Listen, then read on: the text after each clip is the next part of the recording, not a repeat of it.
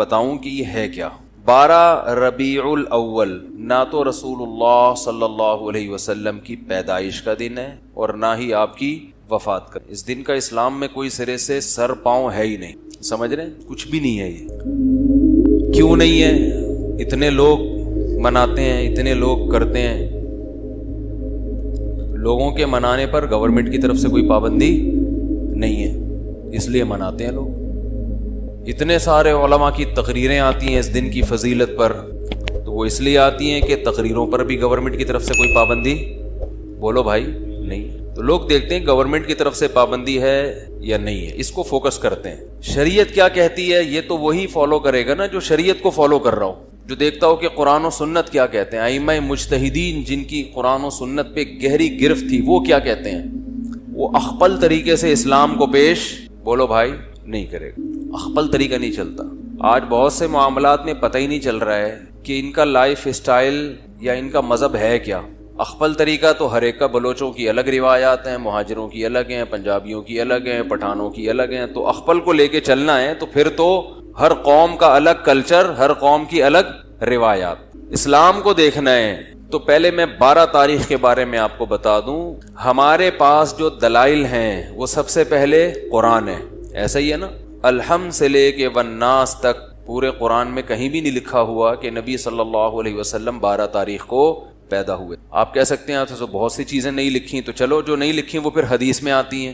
احادیث ہم دیکھتے ہیں تو کوئی ایک صحیح روایت بھی, صحیح حدیث بھی اس بارے میں نہیں ہے کہ آپ صلی اللہ علیہ وسلم 12 ربیع الاول کو پیدا ہو. آپ کو معلوم ہے آج کل انگریزی تاریخوں سے عربی تاریخ اور عربی سے انگریزی نکالنا آسان ہے یا نہیں؟ آپ اپنی ڈیٹ آف برتھ لکھیں, گوگل سے پوچھیں کہ جس دن میں پیدا ہوا اس دن اسلامی تاریخ کیا تھی, گوگل بتائے گا کہ نہیں بتائے گا؟ گوگل بتا دے گا بھئی یہ بن رہی ہے. ایک دن کا فرق اس میں ہو سکتا ہے 29 اور 30 کی بیس پہ, یا مفتی منیب صاحب کی وجہ سے, یا پشاور کی وجہ سے, ایک آدھ دن کا فرق بولو بھائی ہو سکتا ہے, اس سے زیادہ نہیں ہوگا. اتنی بات پر پوری امت کا اجماع ہے, صحیح احادیث سے ثابت ہے کہ آپ صلی اللہ علیہ وسلم ربیع الاول میں پیدا ہوئے اور پیر کے دن پیدا ہوئے. اب میں ریاضی کی کیلکولیشن میں جاؤں گا تو بہت لمبا ٹائم ہو جائے گا, تو ریاضی دان سے پوچھ لیں آپ. تو جس سال آپ صلی اللہ علیہ وسلم کی پیدائش ہوئی وہ آپ کی وفات سے 63 سال پہلے تھا. راجح قول کے مطابق 63 سال کی عمر میں آپ صلی اللہ علیہ وسلم کا انتقال ہوا. اور اس سے پچھلے سال آپ نے جو حج کیا وہ حج جمعے کا دن تھا, تو جمعے کے دن 9 ذی الحجہ, اور اس سے اگلے سال آپ صلی اللہ علیہ وسلم کی وفات ہوئی ربیع الاول میں. تو کیلکولیشن کرنا آسان ہو گیا کہ نہیں ہو گیا؟ تو کیلکولیٹ کر کے دیکھیں گے اور 62 سال پیچھے جائیں گے تو کیلکولیشن کے حساب سے 12 تاریخ پیر کے دن بولو بھائی نہیں بیٹھ رہی. لیکن چلو کوئی ریاضی دان کھینچ تان کے کچھ 62 کو 63 کر دے, 63 کو 64 کر دے, کچھ کر آ کے چلو فرض کر لو کہ بھئی امکان تھا. تو ہم تو سب سے پہلے کسی بھی واقعہ کے لیے مورخین کو فوکس کرتے ہیں یا حدیث کو. ہسٹری سے جس چیز کا تعلق ہے وہ یا تو حدیث میں ہوگی یا تاریخ دان بیان کریں گے. تو مورخین کی رائے میں اچھا خاصا اختلاف ہے, تھوڑا بہت نہیں. ان میں کسی ایک رائے کو ترجیح دینا آپ کے لیے صرف تاریخ کو اگر دیکھو گے تو ممکن نہیں, حدیث کو دیکھو گے تو حدیث میں ہے ہی نہیں. تو اس بات کا امکان ظاہر کیا گیا ہے جو ماہرین محققین کہ 8 یا 9 ربیع الاول کا امکان زیادہ ہے آپ کی پیدائش کا دن ہونے میں. تو ویسے بھی ایک بات ذہن میں رکھیں کہ اسلامی تاریخ میں جو بہت اہم ترین واقعات ہوتے ہیں جن کا ہماری پریکٹیکل لائف سے تعلق ہو, 2 چیزیں ہوں, واقعہ اہم اور ہماری عملی زندگی سے تعلق, تو ایسے واقعے کی تاریخ یاد رکھنا یہ اسلام کی ذمہ داری ہے. بات آ رہی ہے سمجھ میں؟ یہ کس کی ذمہ داری ہے؟ اسلام کی, کیونکہ اس پہ عمل ہے. مثال کے طور پر رمضان کا چاند نظر آتے ہی اسلام آرڈر دیتا ہے کہ آپ نے کیا کرنا ہے؟ روزہ رکھنا ہے. اب ماہرین بھول گئے کہ یہ والا مہینہ ربیع الاول ہے, شوال ہے کہ رمضان ہے, کیلکولیشن کر رہے ہیں, بوکھلا گئے. مورخین کا اختلاف ہو گیا کہ یار یہ رمضان ہے کہ شوال ہے کہ ذی قعدہ ہے کہ ذی الحجہ ہے, تو ہمارے روزے کہاں گئے؟ بولو بھائی روزے گئے. اب شک کو شبہ کے ساتھ روزہ رکھیں گے کہ یار پتہ نہیں یہ رمضان ہے بھی کہ نہیں ہے. آپ کہہ سکتے ہیں پہلی تاریخ میں تو اختلاف ہوتا ہے کہ فرض رمضان ہے یا نہیں, اس اختلاف کا شریعت نے حل بتا دیا. الصوم یوم یصوم الناس, جس تاریخ کو لوگ سمجھیں کہ پہلی ہے تو وہ کیا ہے؟ پہلی ہے. جس تاریخ کو لوگ سمجھیں کہ پہلی نہیں ہے تو وہ کیا ہے؟ وہ نہیں ہے. اور حکومت کو کا فیصلہ کیا بنا دیا اس میں؟ معتبر. اس کو یوم شک کہا جاتا ہے جس میں انسان کو تردد ہو. تو گورنمنٹ کو یہ اختیار حاصل ہے کہ وہ فیصلہ کر دے. لیکن رمضان ہی مشکوک ہو جائے کہ پتہ نہیں ہے کہ نہیں, یہ الزام کس پہ جائے گا؟ اسلام پہ, معاذ اللہ پہ, کہ اللہ نے رمضان کے روزے تو فرض کر دیے لیکن رمضان کی اللہ نے حفاظت نہیں کی. تاریخیں گول مول ہو گئی ہیں, گڑبڑ ہو گئی ہیں, آپس میں اتنے فرقے بن گئے کہ ان فرقوں کی وجہ سے اب تاریخ کا ہی نہیں پتا چلتا کہ یہ رمضان ہے یا شوال ہے. بیچ میں اتنے فرقے پیدا ہو گئے. تو اللہ نے وہ تمام چیزیں جن کا انسان کی پریکٹیکل لائف سے تعلق ہے, ان کی تاریخوں کی حفاظت کس کے ذمے ہے؟ اللہ کے ذمے ہے. وہ کبھی دائیں بائیں نہیں ہو سکتے, کیونکہ پوری امت نے ایک دن رمضان یعنی رمضان کے مہینے میں روزے رکھنے ہیں نا. پتہ چلا جی ان کا رمضان کوئی اور ہے, ہمارا رمضان کوئی اور ہے, اور ہم کنفیوز ہو گئے اصل رمضان کون سا ہے. تو یہ حفاظت کون کرتا ہے؟ حج ذی الحجہ میں ہوتا ہے. تو ذی الحجہ جب آتا ہے تو ہمیں پوری امت کا اجماع ہے کہ ذی الحجہ جب آئے گا تو واقعی وہ ذی الحجہ ہی ہوگا, کیونکہ اس کے تواتر کے ساتھ اس کی حفاظت کی گئی ہے. اس میں اختلاف نہیں پیدا ہونے دیا اللہ نے. جیسے قرآن میں اختلاف نہیں ہے, پوری امت کا قرآن ایک ہے یا نہیں ہے؟ گرین کیا وائٹ کیا, زور سے آمین, آہستہ آمین, جتنا بھی لبرل ہوگا بولے گا قرآن یہی ہے. کیونکہ اسی میں اختلاف ڈل جاتا تو پھر ایک عامی آدمی کہتا ہے اللہ مجھے کیا پتا چلے گا کہ تو نے قرآن میں نظر کی حفاظت کا حکم دیا یا نظر اٹھانے کا, کیونکہ اس کے پاس جو قرآن ہے اس میں کچھ اور لکھا ہوا ہے, ادھر کچھ اور لکھا ہوا ہے, پتہ ہی نہیں چلتا. تو پھر یہ اسلام میں ایک فالٹ ہونے کی علامت ہوتی معاذ اللہ کہ یہ فالٹ کس کا ہے؟ بولو بھائی معاذ اللہ, یہ پھر اسلام کا فالٹ ہوتا, اس کو پتہ ہی نہیں ہے. عید الفطر کے دن کچھ احکامات ہیں, کیا ہے؟ روزہ رکھنے کی آپ کو اجازت نہیں ہے. ایک دن اسلامی تاریخ میں ایسا بھی آتا ہے, اس دن آپ کو غسل کرنا ہے. جو پورے سال نہیں نہائے ہوتے وہ سروس کرواتے ہیں اپنی. اس دن آپ نے مسجد میں آنا ہے, تکبیر کہنی ہے, 2 رکعت پڑھنے ہیں, شکرانے, عید مبارک. تو وہ پوری امت کا اجماع ہے کہ وہ کون سی شوال ہے؟ فرسٹ. اس میں اللہ نے اختلاف نہیں ڈالا کہ وہ فرسٹ ہے. ایسا نہیں کہ کسی فرقے کے نزدیک 5 شوال ہے, کسی فرقے کے نزدیک 6 شوال ہے, کسی فرقے کے نزدیک 3. یہ چیزیں اتنی تواتر کے ساتھ بیان کر دی گئی ہیں کہ اس میں اللہ نے ذمہ داری لیے گویا کہ میں اس میں امت میں اختلاف پیدا نہیں ہونی. تو بیسک ہے نا, بیسک میں ہی ہو گیا تو ایک عامی آدمی غیر مسلم تو پاگل ہو جائے گا. وہ تمہارا تہوار کون سا, میں تو یہ سمجھ میں نہیں آ رہا, کیا خیال ہے؟ وہ تو پاگل ہو جائے گا نا. اسلام کے 5 ارکان ہیں, ان میں نماز ہے, نمازوں کے اوقات میں اختلاف نہیں ہے. اختلاف اگر ہے بھی تو افضلیت کا. سب کو پتا ہے ابھی ظہر کا وقت ہے, ساری دنیا میں جب یہ ٹائم آئے گا تو کون سا وقت ہوگا؟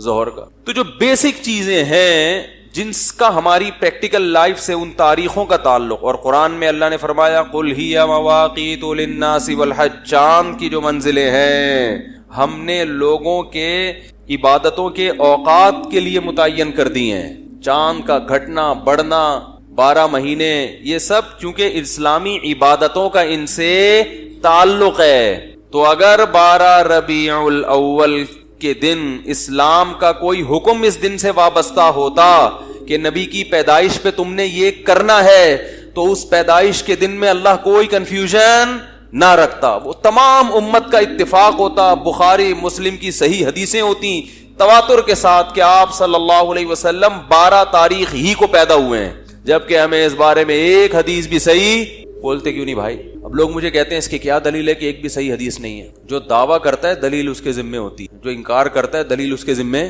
بولو نہیں ہوتی. میں نے 70 بھائی کو 1 لاکھ روپے دیے, وہ پی گئے, اللہ معاف فرمائے, کوئی 70 بھائی بیٹھے ہوں تو ان کے علاوہ کی بات کر رہا ہوں. وہ میرے خلاف عدالت میں کیس کیا, میں نے ان کے خلاف عدالت میں کیس کیا, انہوں نے 1 لاکھ روپے لیے, 70 بھائی نے کہا نہیں لیے. عدالت گواہ کس سے مانگے گی؟ دلیل مجھ سے کہ تم نے جو دیے اس کی کیا دلیل ہے. میں عدالت سے کہتا ہوں اس سے پوچھو اس نے نہیں لیے, اس سے دلیل مانگو. تو نہیں لینے کی کوئی دلیل لے سکتا ہے؟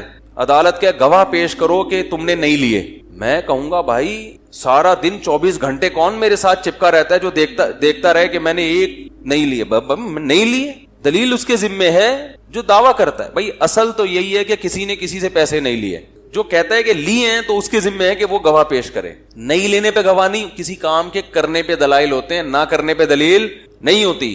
کوئی گواہی دے دے گا کہ اس نے نہیں لیے, وہ کہے گا پتہ نہیں بھائی ہو سکتا ہے لے لیے ہوں, مجھے کیا پتا, میرے سامنے نہیں. اس پہ تو گواہی ہوگی کہ میرے سامنے نہیں لیے. باقی چھپ کے لیے ہو, گندے نالے میں بلا کے لیے ہو, W11 میں بلوایا ہو, یا کہیں چھاؤں میں آ کے لیے ہوں یا پتلی گلی سے میں دیے ہوں، اس کا ہمیں نہیں پتا.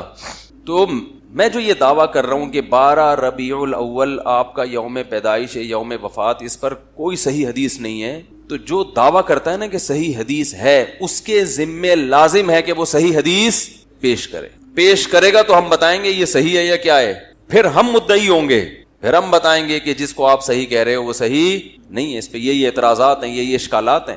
تو پہلی دلیل، کوئی صحیح حدیث نہیں. دوسری دلیل، اگر یہ اس دن میں کوئی عمل ہوتا تو اللہ اس دن کو محفوظ رکھتے. سمجھ رہے ہیں؟ اس میں امت میں اتنا بڑا اختلاف نہ ہوتا. تیسری بات جو میں جلدی مختصر بیان کروں گا، پھر میں آیت کی تفسیر کو آج زیادہ فوکس کروں گا. تیسری دلیل یہ ہے کہ دیکھو رسول اللہ صلی اللہ علیہ وسلم نے پیر کے دن روزہ رکھا ہے. صحابہ نے پوچھا آپ کیوں رکھتے ہیں؟ آپ نے فرمایا میرا یوم ولادت ہے. تو آپ نے اپنے یوم ولادت میں روزہ رکھا پیر کے دن، 12 ربیع الاول کو نہیں، 12 کو یا 9 کو یا 8 کو نہیں. کس دن رکھا؟ پیر. حالانکہ آپ صلی اللہ علیہ وسلم کی عادت شریفہ یہ تھی کہ کسی کے یوم ولادت کو آپ کسی بھی لحاظ سے اہمیت نہیں دیتے تھے، لیکن پھر بھی پیر کے دن کو آپ نے اہمیت دی کہ روزہ رکھا، جو اپنے مزاج کے خلاف کیا آپ نے یہ کام. اس میں یہ حکمت، شاید آپ کو یہ علم ہو کہ میری امت آنے والی ہے جو میرے یوم ولادت کو باقاعدہ تہوار کے طور پہ منانا شروع کر دے گی، تو روزہ رکھ کے آپ نے اس میں تہوار کے کانسیپٹ کو ختم کر دیا. کیونکہ کسی بھی قوم کا روزہ اور تہوار ایک دن میں جمع نہیں ہوتا. رمضان ختم ہوتا ہے تو عید آتی ہے، رمضان میں عید نہیں آ سکتی. ارے عید جو ہے، عید جب روزے ختم ہوتے ہیں تو عید ہوتی ہے نا، اور ایسے ختم ہوتے ہیں کہ اس دن روزہ رکھنا بھی حرام ہو جاتا ہے. تو یوم ولادت کو آپ نے روزہ رکھ کے بتا دیا کہ اس میں سیلیبریشن کا کوئی تصور نہیں ہے، اس کو سیلیبریٹ نہیں کیا جا سکتا، یہ تہوار نہیں ہے. تہواروں میں روزے نہیں رکھے جاتے. عید الفطر تہوار، بقرعید تہوار، جمعے کا دن بھی ایک قسم کا تہوار ہے جس میں سب جمع ہوتے ہیں. تینوں دن میں روزہ رکھنا منع. عید کے دن تو حرام، بقرعید میں حرام، شیطان روزہ رکھتا ہے. اور جمعے کے دن حرام تو نہیں ہے، ناپسندیدہ ہے. کوئی پہلے سے رکھتا آ رہا ہے تو رکھے، خاص جمعے کی فضیلت کی بیس پہ روزہ رکھے گا. صحیح بخاری مسلم کی حدیث، آپ صلی اللہ علیہ وسلم فرمایا لا تختصوا یوم الجمعۃ بصوم، جمعہ کے دن کو روزے کے ساتھ خاص مت کرو. عید کا عنصر ہے نا، نہا دھو کے 2 رکعت پڑھتے ہیں، جمع ہوتے ہیں، خطبہ ہوتا ہے، وہی سارے کام ہو رہے ہیں جو عید میں ہوتے ہیں. پیر کے دن آپ نے روزہ رکھا، اس کا کیا مطلب ہے؟ اس میں تہوار یا عید کا تصور ختم. لہذا اس کو عید میلاد النبی بولتے کیوں نہیں؟ کیا ہو گیا؟ عید میلاد النبی نہیں کہہ سکتے اس کو آپ، یہ عید کا دن نہیں ہے، ورنہ روزہ نہ ہوتا. دوسرا، اس میں خوشی منانا.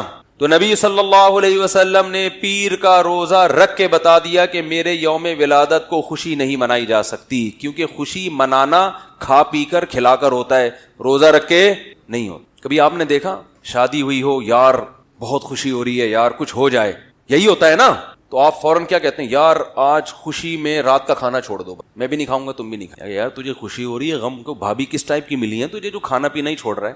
اسلام نے بھی اس کو فوکس کیا ہے. اسلام دین فطرت ہے نا، اسلام نے بھی خوشی کے موقع پہ کھانا کھلانا رکھا ہے. بچہ پیدا ہوتا ہے غم ہوتا ہے کہ خوشی ہوتی ہے؟ فیملی پلاننگ والوں کو تو بہت غم ہوتا ہے کہ 18واں پیدا ہو گیا، لیکن اسلام نے 18ویں بچے پہ بھی عقیقہ رکھا ہے کہ لڑکا ہے تو 2 بکرے، لڑکی ہے تو 1 بکرا. لڑکی پہ بھی خوشی ہے، 1 بکرا رکھا ہے، غم نہیں ہے، کیونکہ بہرحال اولاد ملی ہے، چاہے بیٹا ہو یا بیٹی. بیٹے پہ زیادہ خوشی ہوتی ہے تو 2 بکرے، 2 کاٹو، کھاؤ بھی اور پبلک کو کھلاؤ بھی، خوشی ہے نا. اس سے پتہ چلتا ہے اسلام اولاد کی کثرت پہ بھی بہت حریص ہے. 18واں بھی پیدا ہو رہا ہے تو غم نہیں منانا، بکرے کاٹ کے پبلک کی دعوت کرنی ہے. اور فیملی پلاننگ والوں کو نیمبو چٹانا ہے، وہ کہیں گے یار یہ کیا ہو رہا ہے، خوشی منانی ہے، یہ پینلٹی نہیں ہے اللہ کی طرف سے، خوشی ہے. وہ تمہارا دستے بازو بنے گا، وہ تمہاری معیشت میں ترقی کا ذریعہ اور سبب بنے گا. فیملی پلاننگ والے بتاتے ہیں ایک اور آ گیا کھانے والا، غربت اور بڑھے گی. او بھائی وہ 2 ٹانگیں اور 2 ہاتھ لے کے پیدا ہوا ہے، وہ اتنا کھائے گا نہیں جتنا پبلک کو کھلائے گا. اس کو جوان ہونے دو، بچپن کا زمانہ جلدی گزرے گا، پھر جوانی ہے، کھائے گا بھی اور طبیعت سے کھلائے گا بھی، اور مرے گا تو ڈھیر ساری وراثت بھی چھوڑ کے جائے گا. اس لیے معیشت کا یہ اصول جو آپ کو کیلکولیشن بتائی جاتی ہے نا کہ جتنی آبادی بڑھے گی تو وسائل کم ہوں گے، یہ اصول جرمنی میں نہیں پڑھائے جاتے، یورپ میں یہ نہیں پڑھائے جاتے، یہ ہمیں پرانے بوسیدہ اصول پڑھائے جاتے ہیں. وہاں کے جو میں نے کتابوں کے حوالوں کے ساتھ پیش کیے تھے کہ اب جو اکنامکس کے جو جدید تحقیق ہے وہ یہ ہے کہ جتنے جتنا کمانے والے ہوں گے نا آپ کی معیشت اسی اسپیڈ سے ترقی کرے گی، کہ وسائل کی کمی نہیں ہے دنیا میں. بجلی کو روتے تھے، اب سورج کی شعاؤں سے کتنی بجلی پیدا کی جا رہی ہے. واپڈا والوں کو لوگ بجلی بیچ رہے ہیں، لوگ کہہ رہے ہیں یار تمہارے پاس بجلی نہیں، آؤ میرے چھت پہ بہت پلیٹیں لگی ہوئی ہیں لے جاؤ. تو اتنے وسائل بڑھ رہے ہیں کہ آپ کی سوچ ہوگی، اور پتہ نہیں زمین میں کیا کچھ ابھی دفن ہے جو زمین میں ابھی اگلا نہیں ہے. وقدر فیہا اقواتہا، اللہ فرماتے جب میں نے زمین کو بنایا تو جتنے لوگوں نے قیامت تک اس کے لیے اس میں آنا تھا نا، ان سب کی ضرورات کا انتظام میں نے زمین میں پہلے کر دیا. قدر فیہا اقواتہا، یہ قرآن کے الفاظ ہیں. جو کہتے ہیں یہ کائنات اتفاق سے بنی ہے، وہ فیملی پلاننگ کو مانے نہ مانے ان کا ہیڈیک ہے. جو کہتے ہیں بنایا ہے، ہم تو کہتے ہیں بنایا ہے، بنی نہیں ہے. تو مجھے ایک بات بتاؤ، جب بنایا ہے تو جب آپ کے گھر مہمان آتے ہیں 6 آدمی آئیں گے تو کھانا کتنے کا پکتا ہے؟ 10 کا، 8 کا. تو جب اللہ نے انسانوں کو پیدا کرنا ہے تو ان کی ضرورت کا سامان کم رکھے گا یا زیادہ پہلے سے رکھ دے گا؟ جو خدا ہے اس کو یہ خیال نہیں ہے، اور اس کے بنے ہوئے انسان جو ہے نا جب وہ مہمان بلاتے ہیں تو 6 کے بجائے 8 کا پکاتے ہیں احتیاطاً، کہ کچھ لوگ مفت دیکھ کے پھوڑنا بھی شروع کر دیتے ہیں نا. تو اس لیے فیملی پلاننگ والے کو لفٹ کرانے کی بالکل بھی ضرورت نہیں ہے. یہ خود بھی ڈوبے ہیں، تمہیں بھی برباد کریں گے. ان کا اپنا فیملی نہیں ہے تو سسٹم کہاں سے ہوگا؟ کہہ رہے فیملی پلاننگ، وہ پلان کر کے فیملی ختم کر دیا آپ نے. ایک آدھ بچے کو فیملی تھوڑی کہتے ہیں. خاندان کا مطلب خاندان لفظ بتا رہا ہے کہ کچھ ہو، ہزار گز کے بنگلے خریدے جا رہے ہیں، اس میں پبلک ہی نہیں. مجھے ایک صاحب اپنے گھر میں لے گئے اسلام آباد میں، بہت بڑا بنگلہ، یہ ایک کمرہ، یہ بیڈ روم، یہ فلانا، یہ اس کے لیے، یہ اس. میں نے کہا بندہ تو ہے نہیں آپ، ایک بیوی، ایک بچہ، ایک عدد ابا، ایک عدد اماں، تو کیا ضرورت ہے یار اس کے لیے؟ ویسے کرائے پہ لے لیتے، رینٹ پہ کوئی جگہ لے لیتے. اتنے بیڈ روم، اتنے دیواریں کھا رہی ہیں، کھاتی ہیں دیواریں. گھر افراد سے بنتا ہے. خیر کیا بات چل رہی تھی جی؟ ہاں تو میں یہ عرض کر رہا تھا، یہ فیملی پلاننگ پہ آتا ہوں تو پھر گھوم جاتا ہوں. آپ کے فائدے کے لیے، میرا کوئی فائدہ نہیں ان تقریروں میں، کیونکہ میں دیکھ رہا ہوں لوگوں نے اپنی زندگیاں برباد کر دی. بچوں سے گھر میں رونق ہے یار، آنکھوں کی ٹھنڈک ہے. بچے ہی نہ ہو گھر میں، آپ دوسروں کے بچوں کو دیکھ کے پریشان ہوتے یار اتنے بچے کیسے سنبھالتا ہے. وہ اس لیے کہ وہ آپ کے نہیں ہیں، اس کے ہیں. آپ کو برے لگ رہے ہیں. جب اپنے ہوں گے تو کیسا نیلا پیلا ہو. دیکھو بچوں کو نظر بد سے بچانے کے لیے مائیں نے کیا کیا کیا ہوا ہوتا ہے. میں بعض دفعہ بچوں کو دیکھتا ہوں، کسی کے بچے، اپنے بچے تو سب کو مجھے بھی اچھے لگتے ہیں، تو میں ان ماؤں سے کہتا ہوں اس میں نظر لگنے کی چیز ہی نہیں ہے. کہتے ہیں مولوی صاحب دم کر دیں نظر نہ لگے. وہ بھائی اس میں کوئی چیز ہی نہیں ہے، نہ اس کا رنگ ہے، نہ اس کی کوئی پلکیں ہیں، کوئی بڑی بڑی وہ خوبصورت پلکیں، نہ ناک ہے. لیکن ماں کو ڈر ہوتا ہے، وہ اس کی نظر میں وہ اس کا بیچارہ جیسا بھی ہو وہ سمجھ رہی ہوتی ہے اس سے زیادہ حسین دنیا میں کوئی ہے ہی نہیں. او بھائی نہیں، میں ان کو بتاتا ہوں یہ نہیں، یہ دوسروں کی نظریں اتار دے گا. جس کو نظر لگنے کا خطرہ ہے اس کو لے جا کے بٹھا دو. ماں کے سامنے تو نہیں کہتا وہ بیچاری. تو جب اپنے ہوں گے میرے بھائی، اس سے زیادہ آپ کو اچھا دنیا میں کوئی نہیں لگے گا. زین للناس حب الشہوات من النساء والبنین. تو اللہ نے دوسرے نمبر پر انسان کی مرغوب ترین چیز ذکر کی، اولاد. پیغمبر یعقوب علیہ السلام اولاد کے بچھڑنے پر ساری زندگی روتے رہے ہیں، اور اسی اولاد جیسی نعمت کو آپ روک رہے ہو. بربادی ہے خدا کی قسم. کہتے ہیں برساتی مینڈکوں کی طرح بچے پیدا کرتے رہیں. بچے برساتی مینڈکوں کی طرح پیدا نہیں ہوتے. برساتی مینڈک ایک دم اتنے سارے ہو جاتے ہیں. بچہ جب 18واں ہوگا نا تو پہلا بہت بڑا ہو چکا ہوگا، باپ کے ساتھ کاموں میں ہاتھ بٹا رہا ہوگا. خواتین کہتی ہیں میں 10 بچے نہیں پال سکتی. ہو بھائی جب بچے اس میں 3-4 ہی ہوں گے، باقی جو 10واں ہیں وہ 7 بڑے ہو چکے ہوں گے، وہ آپ کے ساتھ مل کے پال رہے ہوں گے. ڈائلاگ ہے جس سے الو بنایا جا رہا ہے. خیر ٹائم کم ہے، مقابلہ سخت ہے. یہ ربیع الاول کے بارے میں کہہ رہا ہوں، ٹائم کم ہے مقابلہ سخت ہے. آپ کچھ اور لے کے جا رہے ہو کہ آپ کے پاس ٹائم کم ہے اور مقابلہ یعنی بچے زیادہ پیدا کرنے، اس لحاظ سے آپ مقابلہ سخت. تو خیر میں دلیل کیا دے رہا تھا؟ ہاں وہ تو اللہ کی مثال دے رہا تھا نا. وہ اصل میں ربیع الاول کی جو بات کر رہا تھا وہ کہاں تک پہنچی؟ پیر کے دن نبی صلی اللہ علیہ وسلم نے کیا رکھا ہے بھائی؟ روزہ. ہاں تو میں بتا رہا تھا ایک تو تہوار اور روزہ جمع نہیں ہوتا. ہاں میں خوشی کی بات کر رہا تھا. جب بھی اسلام دین فطرت ہے نا تو اس لیے اس نے فطرت کا خیال رکھا ہے. اس نے رمضان میں روزے کا حکم دیا اور عید میں کھانے پینے کا حکم دیا کہ بھائی عید ہے تو اب روزہ نہیں ہے. یہ کیسا عید ہے کہ روزہ رکھ کے تھوڑی عید ہوتی ہے، بھوکا پیاسا رہ کے. دین فطرت ہے. شادی کے موقع پہ اسلام نے روزہ رکھنے کا حکم دیا کہ جس کی شادی ہو جائے خوشی میں 3 روزے رکھے ہے. ہاں قسم ٹوٹ جائے تو کفارے میں 3 رکھے گا کہ تو نے قسم کیوں توڑی، تجھے سزا ملے گی، کفارے میں رکھے گا. قتل ہو گیا خدا نہ جنایت ہو گئی، دم ہو گیا، جانور قربان ہے، پھر اس کے بعد روزے ہیں. جتنے بھی خوشی کے موقع ہیں، بچے کی پیدائش خوشی کا موقع، چلو بھائی بکرا کاٹو، دمبا کاٹو، گائے کاٹو، پبلک کو کھلاؤ، خود بھی کھاؤ. اور ویسے بھی جب کسی کے بچہ ہوتا ہے فوراً کیا مانگتے ہیں؟ بھائی مٹھائی. ایک آدمی کے بچہ ہوا لوگ کہتے ہیں یار بڑی خوشی ہوئی آپ کے بچہ ہوا ہے، کہ یار مجھے تو بالکل چلا جاتا. نے کہا یار جو تم سے پوچھتا ہے بچہ ہوا خوشی تم کہتے ہو نہیں، کہہ رہے یار اگر بول دیا نا خوشی ہوئی ہے مٹھائی مانگے گا. وہ صبح سے 25 لوگوں کو مٹھائی کھلا چکا ہوں، میں کوئی اسی کام کا تھوڑی ہوں کہ ہر وقت پیسے خرچ کروں. تو کہہ رہا میں نے حل یہ رکھا ہے خوشی تو بہت ہوئی ہے لیکن کہتا کیا ہوں خوشی نہیں. تو خوشی ہوگی تو فوراً مٹھائی کی بات آئے گی، کھانے پینے کی بات آئے گی. تو اسلام نے کیا کیا؟ ہاں ولیمہ ہے، خوشی ہوتی ہے تو اسلام نے کیا رکھا؟ شادی کے موقع پہ ولیمہ، بھائی پبلک کو جمع کر کے کھلاؤ. لا بد للعروس من الولائم، آپ نے فرمایا جس نے نکاح کیا ہے دولہا بنا ہے اس نے ولیمے سے فرار کا کوئی راستہ نہیں چھوڑا. یعنی اتنا اچھا کام کیا ہے کہ ولیمہ تو اب مسٹ ہے. اور فرمایا جس نے ولیمے کی طرف دعوت دی، شادی کی اور اس نے ولیمے کے لیے بلایا اور وہ ولیمے کے لیے نہیں آیا، فقط عصا ابو القاسم، اس نے ابو القاسم یعنی رسول اللہ صلی اللہ علیہ وسلم کی مخالفت کی. سیلیبریٹ کرو، شادی کی ہے بھائی، دوسری پہ بھی ولیمہ ہے، تیسری پہ بھی معذرت کے ساتھ چوتھی پہ بھی. پانچویں شادی نہیں ہے اسلام میں، اس لیے اس پہ ولیمہ بھی نہیں ہے، وہ پھر زنا ہو جائے گا. تو چار، تیسری پہ بھی، دوسری پہ بھی اور چوتھی. تو اس لیے کہ بھائی جب بھی ہو رہا ہے تو شادی ہو رہی ہے تو خوشی کا موقع ہے. تو جتنے خوشی کے موقع ہیں، بچہ پاس ہو گیا، کھانے پینے کی باتیں. لیکن آپ نے اپنی ولادت کے دن روزہ رکھا تو کیا بتا دیا؟ یہ دن خوشی منانے کا بولو نہیں. خوش ہونا الگ چیز ہے، خوشی منانا الگ چیز. خوش ہونا تو جائز ہے بھائی، ربیع الاول آیا، ایک انسان کو مناسبت ہے، اس دن اس مہینے میں نبی صلی اللہ علیہ وسلم پیدا ہوئے، خوشی ہوتی ہے لاشعوری، ٹھیک ہے. آپ صلی اللہ علیہ وسلم کی طرف کسی چیز کی بھی نسبت ہو، ہمیں اسے دیکھ کے خوشی ہوتی ہے، چاہے وہ جگہ ہو. ہم جب مدینہ جاتے ہیں زیارت کے لیے، آپ کی قبر کو دیکھ کے خوش ہوتے ہیں، ہم امی عائشہ کے حجرے کو دیکھ کے خوش ہوتے ہیں. لیکن دیکھ کے خوش ہو کے کیا مٹھائیاں بانٹنا شروع کر دیں؟ اور بھائی بس خوش ہو گئے، اللہ کا شکر ادا کرو، اے اللہ تیرا شکر ہے تو نے امی عائشہ کے حجرے کی زیارت کرا دی. کوئی عمل نہیں ہے. تو خوش ہونا ٹھیک ہے، خوشی منانے کے تصور دیکھو. خوش تو روزہ رکھ کے بھی ہوتا ہے کہ اللہ نے عبادت کی توفیق دی مجھے. وہ خوشی جو سیلیبریٹ کے طور پر، جس کو ہم سیلیبریٹ کرنا کہتے ہیں، جس میں اجتماعی سطح پہ کچھ کیا جاتا ہے، وہ خوشی الگ خوشی ہے، وہ منانے کی اجازت، وہ روزے کے ساتھ جمع نہیں ہوتی. تو پیر کے دن آپ صلی اللہ علیہ وسلم نے روزہ رکھ کے بتا دیا کہ میرا یوم ولادت خوشی منانے کا دن نہیں ہے. خوش ہو جاؤ تو ٹھیک ہے، منانے کا نہیں، منانے کی اجازت نہیں. چوتھی بات، اسلام میں جتنے تہوار، چوتھی پانچویں نمبر یاد نہیں، اسلام میں جتنے تہوار ہیں دن کی روشنی میں ہوتے ہیں، رات کو نہیں ہوتے. کرسمس کب شروع ہوتی ہے؟